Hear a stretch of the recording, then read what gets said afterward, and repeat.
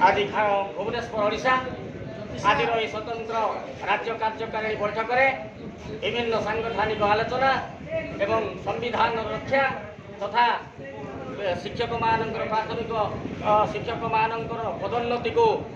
जो डायरेक्टर महोदय बंद कर रखिंट एवं विभिन्न जिले में सी एप्रिल 2023 तारीख में सी पदोन्नति देता बेले अलग जिला मान को जबरदस्त भाव में ढालटोड़ नीति प्रयोग कर 11/2/2011 को ओटीटी को माध्यम कर जाणी शुणिक बंद कर दि जाए पदोन्नति को एथिरे प्राथमिक शिक्षक मानकर भारसाम आना पाठ पढ़ाई मनस्तत्व ना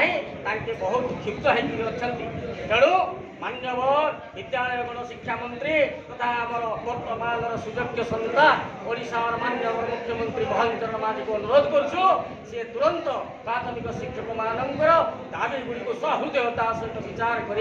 आमको न्याय प्रदान करने सहित यही निर्देशक एवं कमिशनर मैडम को गादिच्युत करवा है।